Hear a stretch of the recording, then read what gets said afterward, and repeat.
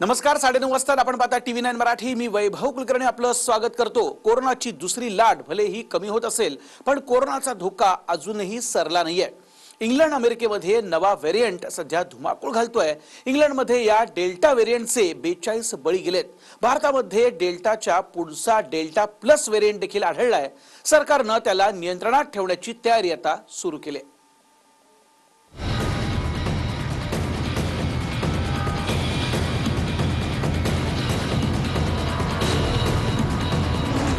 Corona अजून कहर माजवणार आहे का? कोरोनाची तिसरी लाट खरंच येणार आहे का?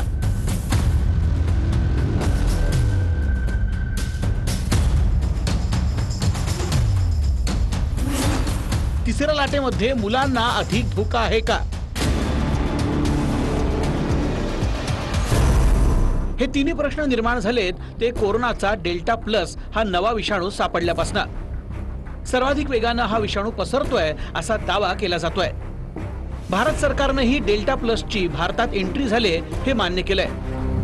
लसीकरण अजूनही बेतानच होत आहे आणि गर्दी मात्र आता वाढू लागली आहे. त्यामुळे कोरोनाचा हाहाकार गंभीर असेल अशी भीती आहे.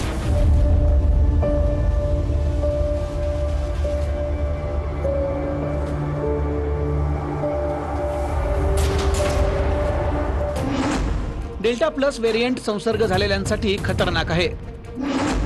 डेल्टा प्लस व्हेरियंटमुळे दुसऱ्यांदा संसर्ग होण्याची ही भीती आहे. 7 जून पर्यंत भारतात डेल्टा प्लस व्हेरियंटचे 6 रुग्ण.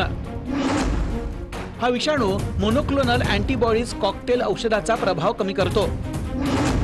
मोनोक्लोनल अँटीबॉडी कॉकटेल कोरोनाविरुद्ध प्रभावी उपचार मानला जातो.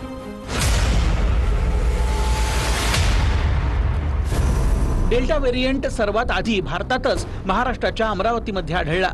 मार्च एप्रिल मे या 3 महिन्यात या डेल्टानं दुसऱ्या लाटेत लाखो लोकांना आपल्या कवेत घेतलं. आता डेल्टा प्लस व्हेरियंट सापडला असून तो तिसऱ्या लाटेचं कारण ठरू शकतो अशी भीती आहे. जब भी कोई वेरिएशन हो रहा है तो हम लोग उसको बहुत क्लोजली मॉनिटर कर रहे हैं ये जानने के लिए कि ये जो वेरिएंट आ रहा है ये कहीं ज्यादा नुकसान तो नहीं कर रहा. तो अभी डेल्टा प्लस वेरिएंट को लेकर एरिया ऑफ कंसर्न नहीं बताया गया, एरिया ऑफ इंटरेस्ट बताया गया. इसको 2 भागों में हम लोग डिवाइड करते हैं, वायरस स्ट्रेन ऑफ इंटरेस्ट या वायरस स्ट्रेन ऑफ कंसर्न. तो अब ये वायरस स्ट्रेन ऑफ कंसर्न नहीं है, इंटरेस्ट है. लेकिन ये बात सही है कि अगर कोई नया स्ट्रेन आ रहा है तो उससे एक तीसरी लहर आने की संभावनाएं बढ़ जाती हैं जब भी कोई नया स्ट्रेन आएगा कोविड का. B1.617.2 अर्थात डेल्टा या विषाणूच्या म्युटेशन पासूनच डेल्टा प्लस व्हेरियंट बनलाय. या म्युटेशनचं नाव आहे K417N. विषाणूच्या स्पाइक प्रोटीन मध्ये बदल होऊन हा व्हेरियंट बनलाय. भारतात आढळलेल्या डेल्टा व्हेरियंटनं दुसऱ्या लाटेचा कहर केला. तोच सध्या इंग्लंडमध्ये धुमाकूळ घालतोय.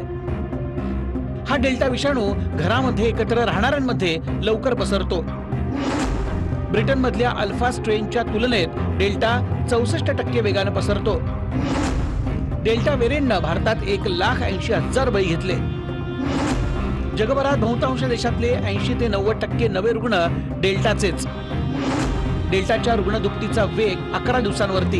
ये बात पक्की है कि जो पहले डोज कोविशील्ड या जो वैक्सीन की पहली डोज थी, जो 4 वैक्सीन थी, जो mRNA या फिर हमारे यहाँ कोविशील्ड वैक्सीन थी, उसके जो एक डोज के बाद जो अल्फा वेरिएंट था, मतलब जो पहला वेरिएंट था वो 50% प्रोटेक्टिवनेस आ जाती थी सिर्फ एक डोज के बाद. लेकिन डेल्टा वेरिएंट में सिर्फ 33% आती है. तो मतलब अगर पहली वैक्सीन आपको लग गई है तो 8 हफ्ते बाद सिर्फ 33% लोग इस डेल्टा वेरिएंट से बच पाने में सक्षम होंगे. बाकी बचे हुए 77% लोग सक्षम नहीं होंगे.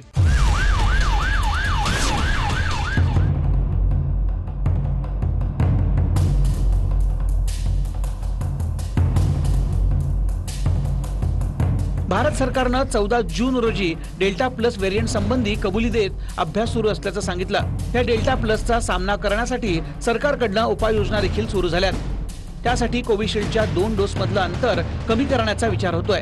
2 डोस मधलं अंतर 16 आठवड्यांवरनं 8 आठवड्यांवरती आणण्याचा विचार आहे. अनेक राज्यांमध्ये अनलॉक होत असून रस्त्यांवरती प्रचंड गर्दी होतीये. ही गर्दीच डेल्टा प्लसला आमंत्रण देते की काय अशी शंका वाटते.